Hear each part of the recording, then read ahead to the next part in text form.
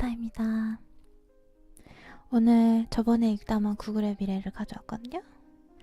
총 9개 챕터 중에 5개, 4개 읽었는데 그 다음에 5개 읽어볼게요.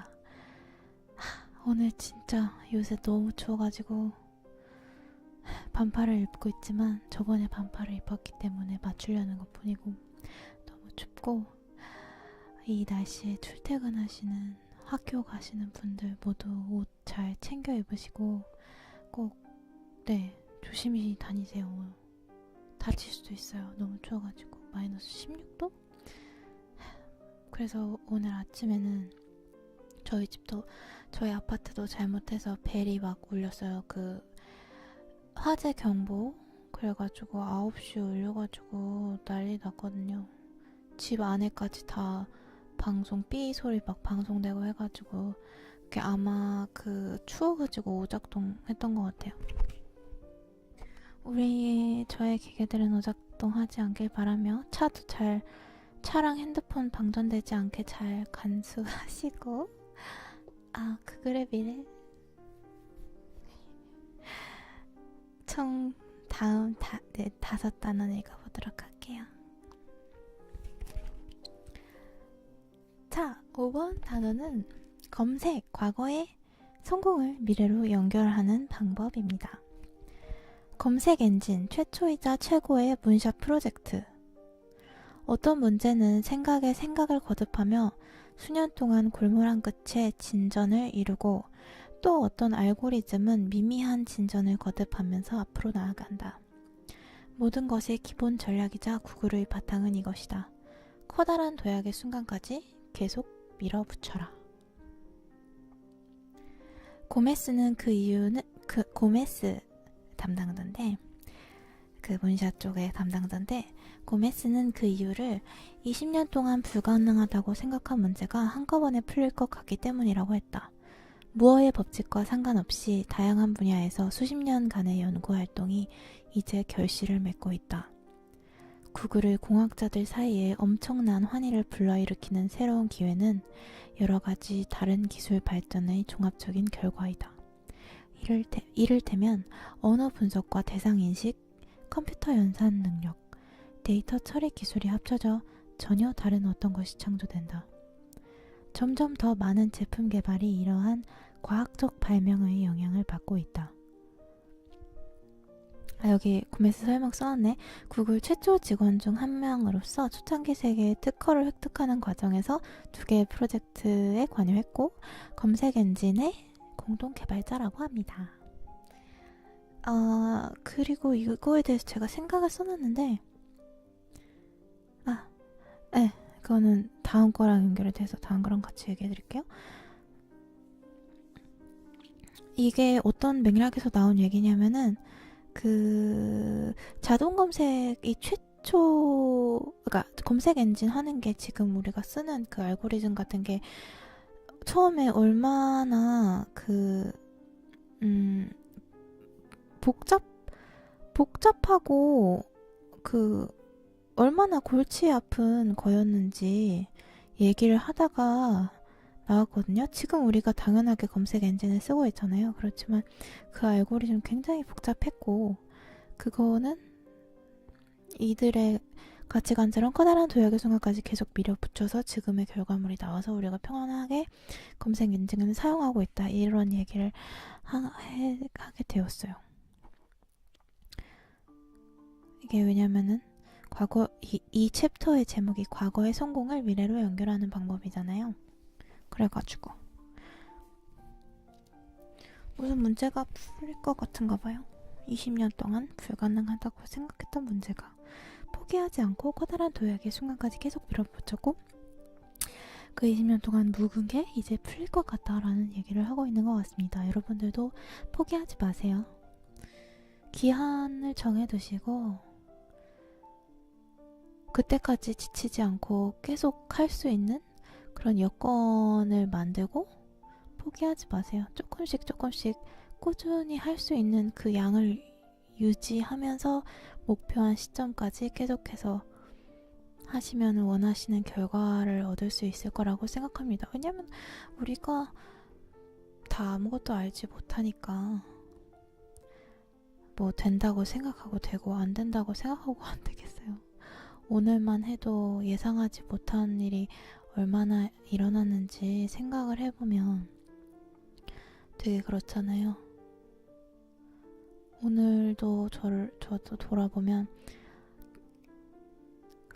아침에 화재 경보가 울릴 거라고 생각하지 못했고 예상하지 못했고, 그리고 지금 7층, 제가 9층인데 7층에서 공사를 하고 있는데 그게 오늘까지 시끄럽다고 했거든요. 근데 오늘 한 2시간도 안 시끄럽고 갑자기 조용해진 거예요. 그 이후 6시까지 쭉 한 11시 전까지 시끄럽고, 그래서 오늘 하루를 완전 날리고 나가야지라고 생각을 했는데 그것도 갑자기 조용해서 그냥 집에서 있게 됐어요. 그래서 그것도 예상하지 못했고, 생각해보면 참 많이 모르면서 살아요. 다 안다고 생각을 하는데 생각해보면 진짜 하루에도 예상 못한 일이 몇 번이나 벌어지는지. 그러니까 만약 꿈꾸고 있는 게 있으면 계속해서 그 환경에 나를 가져다 놓기만 했으면 좋겠어요. 그게 나의 임무. 될 거다 안 될 거다라고 결정하는 게 나의 임무가 아니라, 나는 그건 몰라. 나는 그냥 계속 내가 그걸 획득할 가능성이 있는 환경에 나를 놓는 것밖에 저는 할 수가 없다고 생각해요. 그리고 그때까지 나의 정신적인 컨디션을 유지하는 것? 그게 중요하지 않을까요? 이게 눈이 아플까봐 걱정되네. 안 돼! 조명이 안 돼! 다시 말하지만 노편집으로 가기 때문에. 됐나? 괜찮죠? 이거를 올릴까? 그렇대요. 그러니까 우리 다 포기하지 말아요. 알았죠? 나는 포기 안 할 거야. 난 안 해. 이미 너무 많이 했어. 이미 너무 많은 거를 버렸어. 포기 안 할 거야. 이미 너무 많이 해봤잖아. 해본 거 말고 다른 거를. 실패도 다른 실패를 합시다. 내용이 되게 비하게 딴 데로 막 튀었네. 그렇대요. 그러니까 언제 풀릴지 모르잖아요. 그러니까 우리 해봐요.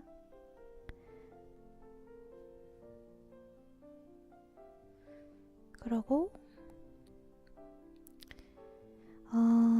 우리의 마음속에는 서로 연결된 세상의 그림이 담겨 있습니다.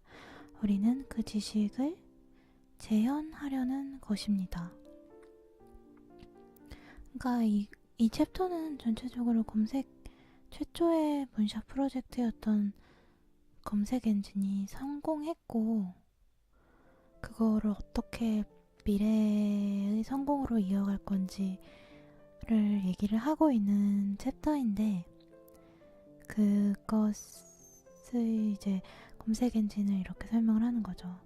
마음속에는 서로 연결된 세상의 그림이 담겨 있고, 우리는 그 지식을 재현하려는 것이고, 지금까지 많이 왔고 앞으로도 더 검색 엔진 알고리즘을 닦아 나갈 것이다. 왜냐면 그게 아까 말했듯이 다른 기술에 연관을 주기 때문에. 그리고 이제 딥러닝에 대해서 얘기를 하는데, 딥러닝이란 컴퓨터가 사람처럼 생각하고 배우도록 하는 기술이래요. 그래서 힌튼이라는 그 담당자는 10년 전만 해도 컴퓨터 공학에서 신경망이라는 잠재적인 가능성을 응용하는 것이 기술적으로 불가능했다고 말합니다. 사람들은 우리를 미치광이 개척자로 여겼지요. 10년 전만 해도 컴퓨터 공학에서 사람의 신경망을 베이스로 해서 그거를 이제 다른 걸로 응용하는 컴퓨터에 여러 가지 활용하는데 쓰는 것이 기술적으로 불가능했대요. 근데 지금은 많이 달라졌죠. 그래서 현재 이 딥러닝 이론의 개척자는 누구나 따라잡고 싶어하는 전위적 과학자가 되었다. 이들의 접근 방식은 급진적인 아이디어에 기반을 두고 있다. 그것은 인간의 지능을 소수의 알고리즘 혹은 단 하나의 알고리즘으로 치환할 수 있다는 생각이다. 원래는 이게 지금은 그 인간 신경망처럼 사람처럼 생각하는 그런 컴퓨터를 만드는 게 좀 불가능했다고 여겼던 게 베이스되는 내용을 말씀해 드리는 건데, 그런 생각 방식이 사람의 신경과 생각들은 굉장히 여러 가지 컴퓨터로 따지면 알고리즘이 있어가지고 그걸 구현해내는 거는 우리는 그걸 다 종합해내고 그 많은 것들을 이제 처리해내는 그런 생명체이기 때문에 그거를 따라한다는 건 너무 그 많은 것들을 다 할 수가 없다라고 해서 이제 불가능하다는 식으로 얘기가 됐는데, 여기선 좀 다르게 생각을 좀 개념을 잡았었던 것 같고, 그거는 하나의 지능을 소수의 알고리즘 혹은 단 하나의 알고리즘으로 치환할 수 있다는 생각. 그러니까 지금은 그렇다고 얘기를 하는데 과거에 시작하는 포인트에서도 그렇게 생각했는지는 잘 모르겠어요. 안 나와 있었던 것 같은데, 다 하나로 통합할 수 있다라는 생각을 가지고 했고, 그러고 있다. 그의 표현대로 만약 그의 커다란 도박이 성공한다면 인터넷상의 엄청난 정보가 지금까지와는 완전히 다른 방식으로 분석 및 정돈되고 걸러질 것이다. 라고 합니다. 예를 들면 여기 예시가 나왔어요. 검색 엔진에 이러이러한 약품의 효능이 뛰어나다고 쓴 과학사설이나 기사를 찾아보고 그 중에서 제약회사로부터 돈을 받은 기사는 제외하라고 명령할 수 있다면 정말 재미있지 않을까요? 아니면 기후변화에 맞서 싸우는 투쟁을 겉으로는 지지하는 척하지만 실제로는 은밀히 그 문제를 폄하하는 기사를 구글링을 통해 찾아내는 건 어떨까요? 예시를 드니까 딱 떠오르죠. 사람처럼 생각하는 그런 거가 딥러닝이라고 합니다. 아무튼 이 챕터는 여기서 마무리인데, 홍보 나 너무 어른의 세계에 물들었어. 그래? 네, 되게 좋은 생각이 많았어요. 좋은 아이디어들을 많이 얻었어요. 저는. 그 다음 챕터로 넘어가 볼까요? 그 다음은 마스터마인드, 구글은 어떻게 일하는가 6 챕터입니다. 구글은 어떻게 해야 할까요? 이거 약간 인사부 분들 들으시면 좋을 것 같아요. 인사부 제가 많이 정리해놨거든요. P랩이라고 하는데 사람과 혁신연구소 P랩. 이 인사부서 수장이 거듭해서 강조하는 두 번째로 중요한 요소는 분명하게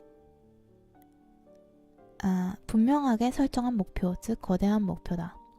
연구 결과는 직원들이 자신의 하는 일의 의미를 깊이 깨달을수록 더 많은 성취를 거두고 그 회사에 오래 머문다는 것을 보여준다.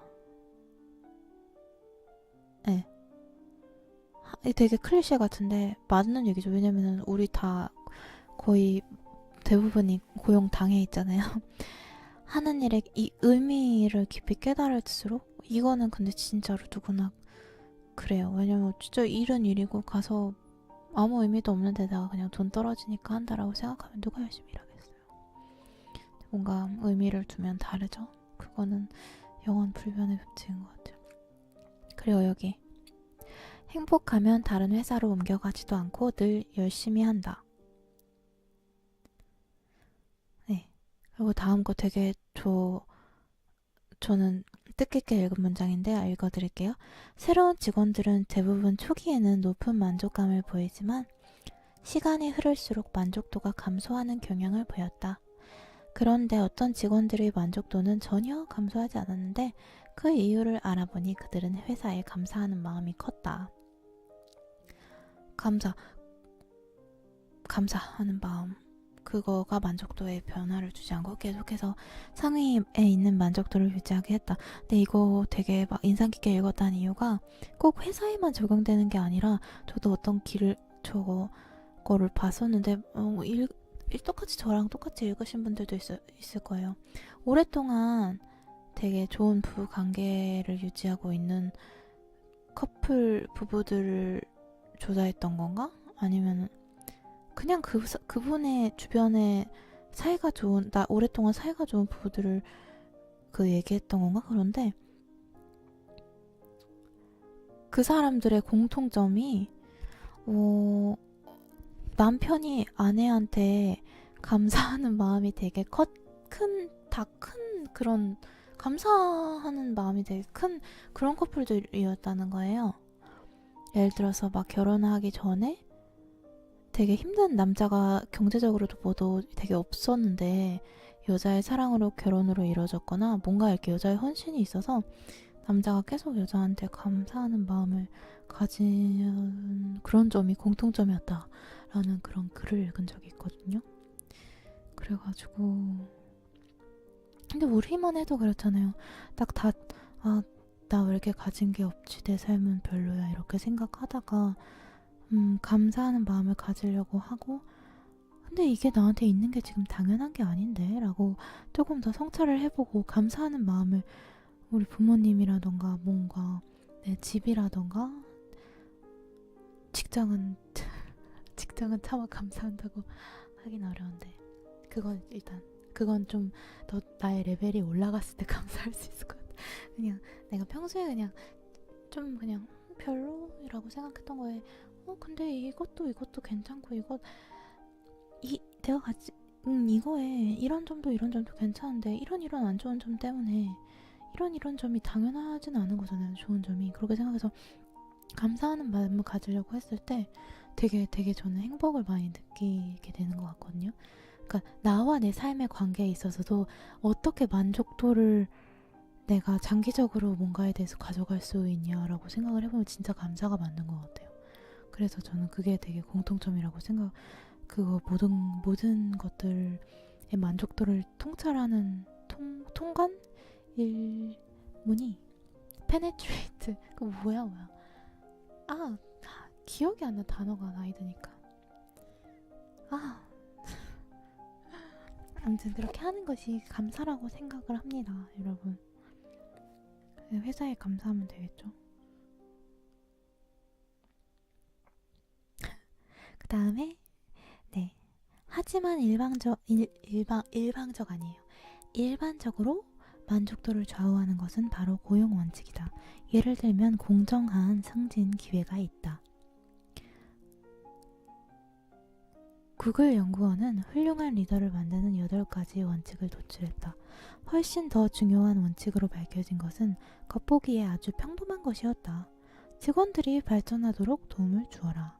자기 팀에 대해 분명한 비전과 전략을 세워라. 생산성과 결과에 집착하라. 이거는 되게 잘 아는 내용이죠. 잘 안다고 해도 근데 뭔가 저는 본인이 필요한 상황에 있어야지 딱 내용을 더 막 캐치를 하게 되는 것 같아요. 이거 알아 이거 다 아는 내용이지 라고 하면은 사실 그래 그렇긴 한데 사실 객관식으로 해서 내가 맞출 수 있는 것과 주관식으로 문제가 나와서 내가 능동적으로 서술을 할 수 있는 거랑 다르잖아요. 그래서 내가 실제로 삶에 적용을 하려면 내가 서술할 수 있을 만큼 내 안에 답이 있고 완전히 깊게 이해한 상태가 아니면 소용이 없는 것 같아요. 인생에 진짜 사용을 하려면. 그리고 그만큼 답을 주관식 레벨로 내가 알고 있으려면 적어도 그거를 배울 수 있는 기회가 왔을 때 그 기회가 왔을 때 그 이전에 이미 그런 문제들을 맞닥뜨린 상황이 있어서 내가 이거에 대한 답을 찾아야 된다라는 인식이 있어야 하고 그죠? 그러니까 일단 다 이제 객관식 레벨로 다 정보는 다 흡수를 하면서 살 때 나한테 지금 찾아오는 내가 문제의식을 갖고 있고 또 나한테 주관식으로 이해할 수 있는 그런 기회가 올 때 그 지점에 있는 나의 깨달음의 포인트들을 잘 짚어서 살아내야 되는 것 같아요. 되게 그런 포인트가 왔을 때 굉장히 능동적으로, 그리고 굉장히 강하게 내가 배우고 실천하고, 이건 지금 내 이 시점에서 흡사하는, 이건 기회라고 생각하고 배울 수 있어야 될 것 같아요. 조금 더. 그쵸? 그쵸? 네? 그쵸? 왜냐면 뭐 인간관계론을 책을 본다. 그러면은 알지. 근데 그렇게 할 수 있냐고 그런 생각을 했거든요. 그 차이가 뭐지? 라고 생각을 했는데, 그래가지고요. 밤이 돼서 미쳤나봐. 지금 1시가 넘어가지고. 그리고 여기서 취준생분들 되게 좋아하실 그런 내용인데, 이제 면접은 10분 안에 다 면접관이 인상으로 누군가를 그 면접 보는 사람을 10분 안에 어차피 인상이랑 여러 가지 정보로 자기 머릿속에서 다 판단을 하고, 그 나머지 시간은 자기의 그런 무의식적 판단을 정당화하는 답을 찾는 것 뿐이래요. 진짜 근데 그 면접 그래도 여러 번 보신 분들 동의하지 않으세요? 저도 그렇거든요. 저도 진짜 그렇게 왜냐면은 분명히 이렇게 가가지고 조건 같은 걸 들어봤을 때 이 사람들이 원하는 거랑 내가 가지고 있는 거랑 내가 완전 이 중에서 제일 나은데? 이렇게 생각해도 확 떨어져 버리고, 그럴 땐 진짜 내정자가 있는데 그냥 이력서 보고 이 사람들이 원하는 걸 이미 정해놓고 약간 그렇게 했다는 생각이 들 때도 있고, 아니면 어떤 예전에 비서 면접 갔었는데, 그때는 그분이 저를 너무 마음에 들어가지고 3차 봤거든요. 3차 보고 떨어졌어. 그래서 그분이 너무 막 저랑 같은 고등학교 나오고, 그래서 너무 마음에 들어 해가지고 뭔가 그런 느낌도 받긴 받았어. 날 너무 막 마음에 들어 해서 뭔가 좋은 것만 찾으려고 하는 그런 질문의 방식이나 이런 그런 느낌이 들더라고요. 그리고 솔직히 내가 그래도 그럴 것 같아. 내가 누군가 면접 본다고 해도 결국 그래가지고 아무튼 제가 면접에서 느낀 거는 이것과 똑같은 내용입니다. 채용 과정에서 개인적이고 내밀한 선입견을 배제하는 것이 무엇보다 중요하다. 복은, 이 사람이 그 인사 담당자 보그 스펠링 안 써있어서 발음은 모르겠어요. 복은이라고 하면 헷갈린가 제가 보그라고 해드릴게요. 복은 지원자가 얼마나 일을 잘할지 예측하는 가장 좋은 방법은 미래에 할 일을 미리 주고 샘플 테스트를 하는 것이라고 말한다. 이거 맞아요. 제가 아시는 분의 구글 코리아 면접 보신 분 있는데, 그때 진짜 막 별걸 다 시키더라고요. 이런 테스트를 줘가지고 기간이 얼마 있다. 이거를 어떻게 해결하지? 앞에 칠판에다 그리면서 설명해 보아라. 그 화상 테스트였다고 하거든요. 이렇게 설명했대요. 근데 그걸 몇 번이나 계속 했었나 봐요. 물론 영어로. 한국에서 자라서 한국에서 대학 나왔지만 구글 코리아지만 영어로. 근데 그 오빠도 떨어졌어. 2차인가 봤는데 2차에서 떨어졌어. 그리고 구글이 원하는 인재상은 그럼 무엇인가요? 이렇게 물어봤을 때 무엇보다 구글은 야망이 큰 사람을 선호한다. 야망이 커야 된대요. 그리고 그 다음에 블라블라 했던 내용이 구글엔 일종의 오만함이 있고 오만함이 필요하긴 하다 라는 내용이 또 이제 요약을 하자면 그렇게 있었고, 그러나 이것은 뭐 월스트리트의 오만함과는 뭐 다른 거다라고 하면서 월스트리트에도 뛰어난 인재들이 많이 모여있다. 이곳에서는 100만 달러나 되는 보너스를 집으로 가져가지 못하는 나머지 99%는 자신의 무능력을 탓해야 한다는 분위기가 팽배하다. 여기에 세상을 더 나은 곳으로 만들려고 하는 사람은 없다. 네, 그렇겠죠. 월스트리트와 비교하며 차이점을 통해 구글을 띄우는. 근데 맞아요. 내가 이 시스템에 월스트리트는 내가 이 시스템의 승자인데 왜 세상을 바꿔야 하죠? 이러겠지. 그럴 필요 없. 니네들이 못했잖아. 억울하면 하던가 이런 그런 거겠죠? 그렇대요. 그 다음입니다. 구글의 구조, 작은 세포와 집결의 해체. 이것도 구글이 가장 주목하는 쉰들러의 아이디어는 역동적이고 끊임없이 변화하는 환경에서 기술업체는 대규모 팀보다 소규모 팀이 더 낫다는 것이다. 쉰들러는 이것이 끊임없이 재구성되어 주위에 적응하고 여기저기로 계속 움직이는 작은 세포와도 같다고 얘기한다. 기업 구조가 수평적이고 유연한 구글은 새로운 제품 개발 필요성에 신속히 대응하고 거의 즉각적으로 새로운 부서를 만들며 또 같은 방식으로 해체한다.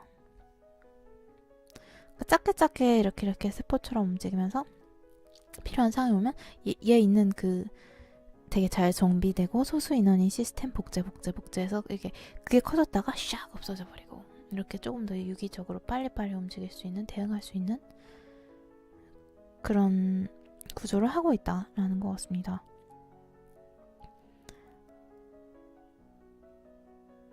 모든 사람이 알고 있지요. 문제를 해결하기 위해서는 너무 많은 사람을 한 방에 몰아넣으면 안 된다는 것을 말입니다. 사공이 많으면 산으로 간다. 진짜 많이 가죠, 산으로. 너무 높이가. 그리고 싸워, 그 산에서. 왜 우리가 산에 왔어? 너 때문이야. 이러고 싸우잖아요, 우리. 크크크. 발명가의 dil레마. 하버드 대학의 경제학자 클레인튼 크리스텐스는 어째서 경제적으로 장기적인 성공을 거두기가 어려운지 탐색해왔다. 그는 커다란 성공은 역설적인 결과를 불러온다라고 한다. 최고의 기술력을 갖춘 기업은 당연히 더 나은 제품을 만들고 시장을 확장하기 위해 노력한다. 그런데 그 과정에서 대개는 새로운 아이디어를 발굴, 육성하는 일을 무시한다. 또한 기업의 내부 관료 조직이 알게 모르게 혁신을 위해서 기업의 자원을 사용하는 일에 저항한다. 마이크로소프트가 PC라는 엄청난 사업 영역을 놔두고 굳이 막대한 돈과 에너지를 들여서 휴대용 컴퓨터를 개발할 필요가 있는가라고 판단한 것이 그 대표적인 예다. 혁신기업의 딜레마라는 책 쓴 사람이에요. 이 클레인튼 클레이스텐슨이. 그리고 많은 대기업들이 이 책을 막 하고 있고, 그 책에서 그는 미래의 트렌드를 내다보고 그에 맞는 기술을 개발해 시장을 새롭게 창출하는 것을 파괴적 기술이라고 정의했다. 크리스텐스는 대기업의 내부 구조로는 이처럼 우발적인 주요 기술 변화를 따라잡기 어렵다고 했다. 왜냐하면 새로운 기술 발전은 현재의 소비자에게 도움이 되지 않아 초기에는 거의 주목을 받지 못하기 때문이다.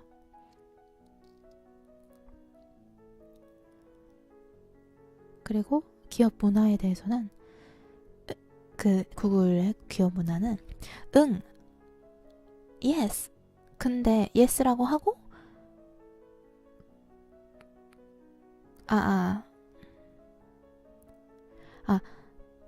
근데 하지만 이라고 하는 게 아니라 네 그리고 라고 얘기를 하는 문화를 키우고 있대요.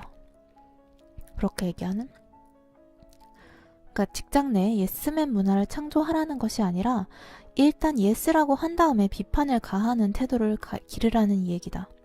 그래야 하나의 아이디어를 통해 팀원들이 다 같이 발전하는 동시에 성취감을 얻는다. 이거 맞는 것 같아요. 저도 많이 되게 가까웠던 사람한테 그런 얘기를 들은 적 있거든. 근데라는 단어만 네 머릿속에서 빼버리면 너의 인생이 달라질 거라고. 우리 머릿속의 목소리들이 서로 교류하는 방식에 있어서 우리 모두 그리고 라고 얘기해봅시다. 남들한테도 그렇게 하고 일할 때도 그렇게 하고 내 머릿속의 의견이나 뭔가 진취적인 생각에 대해서도, 새로운 생각에 대해서도 아 근데 라고 하면 솔직히 다 근데 그 뒤에 안 좋은 그런 것들이 나오잖아요. 그러니까 그리고 라고 우리 바꿔봐요. 나도 저부터 바꿔볼게요.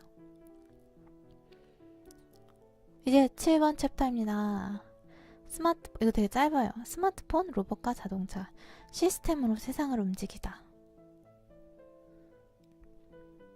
라는 제목의 챕터고요. 싱글턴이 생각하는 미래의 디지털 세상은 노트북이나 스마트폰 같은 한두 개의 기기만으로 이루어지지 않으며 소비자들은 수많은 인공지능 기기에 둘러싸일 전망이다. 네트워크로 연결된 미래. 네. 그리고 8챕터는 디지털화 vs 사생활 보호, 구글을 둘러싼 논쟁인데 이건 제가 적어놓은 게 없어요. 그냥 사생활 보호에 이 책에 주는 내용은 구글에 대해서 저건 진짜 빅브라더보다 더한 존재다라거나 위기론, 음모론 막 구글을 두려워하는 움직임이 너무 많으니까 여기 이 책에서는 약간 옹호하는 입장을 조금 취했던 기억이에요. 아니 구글은 그런 거 아니고 하면서 뭐 진실은 저도 진실까지 파악할 그런 깊은 지식은 없는데 사실 염려가 되죠. 좀 염려가 되는데 진실이 뭔지 모르겠어요. 이 책에서는 그런 질문을 했을 때 그거 보안 담당하는 사람이, 그러니까 이 사람 기자 출신 사람이 쓴 거니까 그런 질문했을 때 그 담당자가 굉장히 자존심에 상처를 입은 그런 느낌을 받았고 굉장히 구글 쪽에 되게 섭섭하다라는 단어가 반복해서 나왔던 기억이거든요. 뭐 여기서는 그런 거 아니다라는 내용이었고 그렇지만 실제로 세계적으로 굉장히 그런 거에 두려움이나 방어적인 태도를 많이 갖고 있다라는 게 8챕터였습니다. 9번 챕터로 넘어가겠습니다. 마지막 챕터네요. 미래? 위대한 비전인가? 거대한 화상인가? 페이지는 미래는 기술 발달로 직업을 잃는 것보다 사람들이 덜 힘들게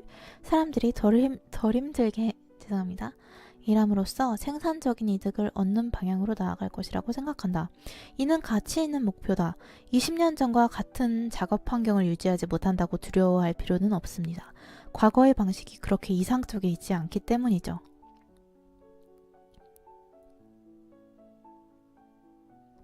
포드도 소비주의로 작동하는 경제가 정체되지 않으려면 대규모 재분배 같은 급진적인 정치적 응답이 필요하다고 주장한다. 대부분의 전문가는 적어도 이것 하나만큼은 동의한다. 즉, 다음 세대가 기술 세계와 변화에 적응하도록 교육제도에 근본적인 변화가 있어야 한다는 것이다. 컴퓨터 공학자나 프로그래머를 양산하라는 얘기가 아니라 지식사회의 승자를 더 많이 배출해야 한다는 얘기다. 여기서 잠깐 얘기를 하고 넘어가면 이 기술이 발전하는 방향이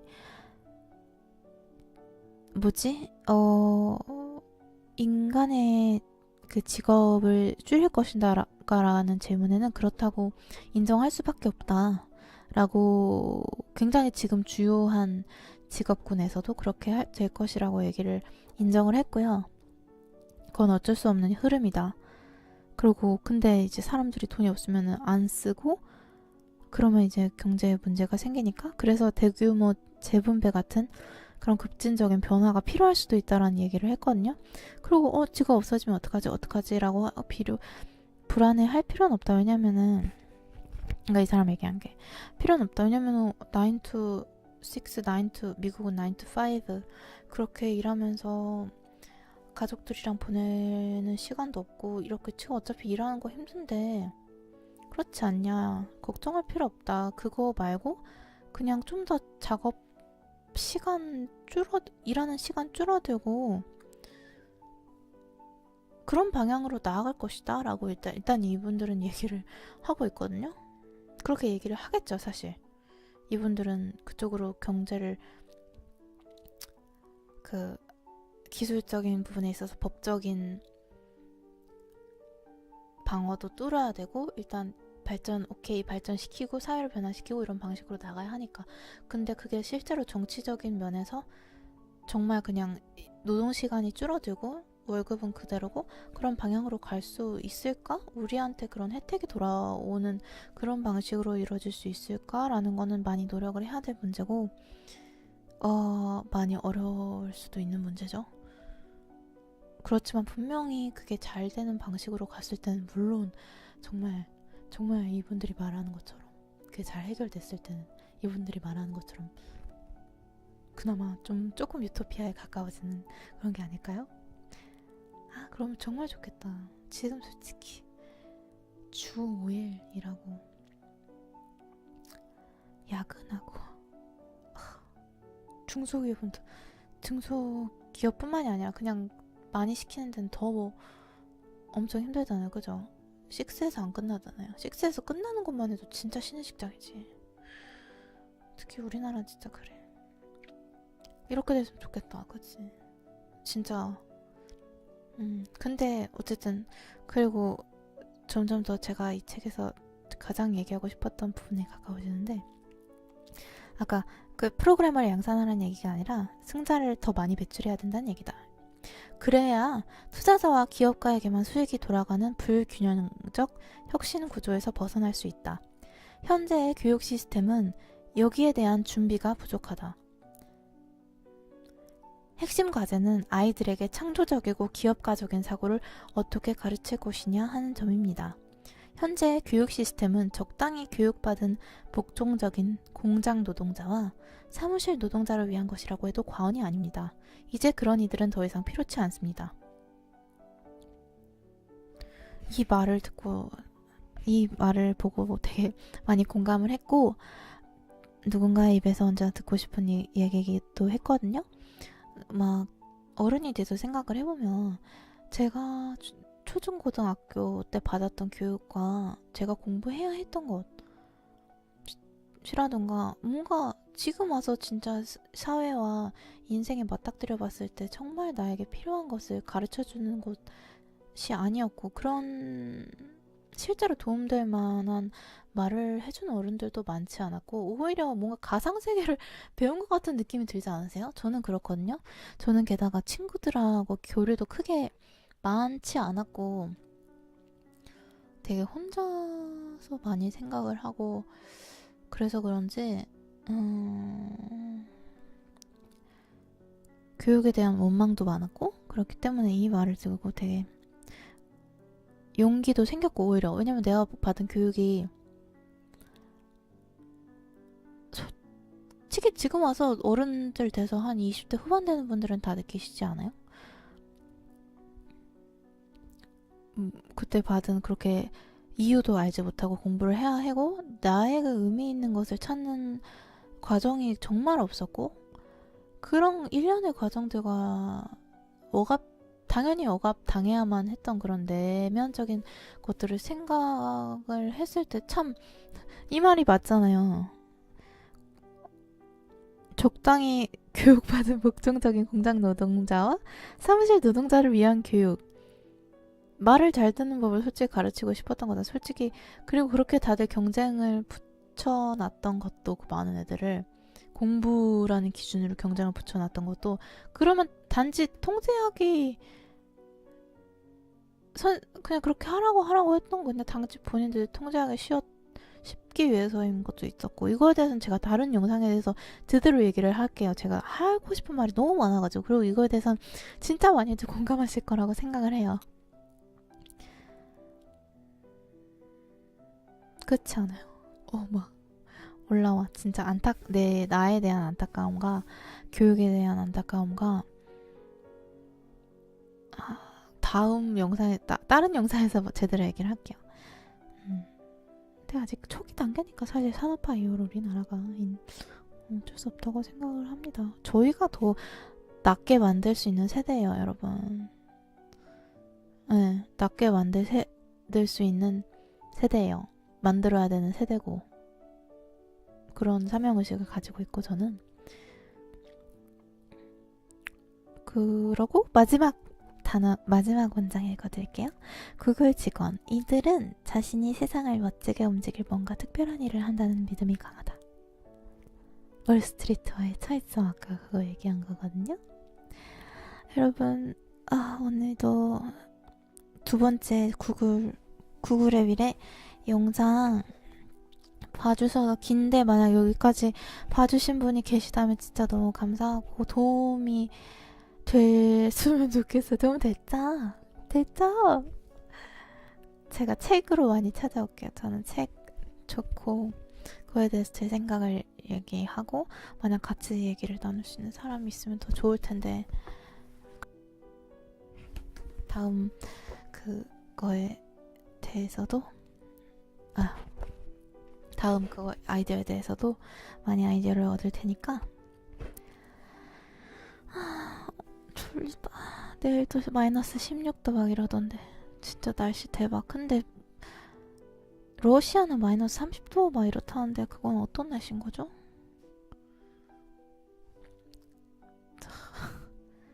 마이너스 16도까지밖에 내려가지 않는 걸 다행으로 생각하면서 감사하면서 우리 너무 춥지만 조금만 겨울 더 참고 봄도 오고 여름도 오면 진짜 아름다운 인생이 펼쳐질 거예요. 그죠?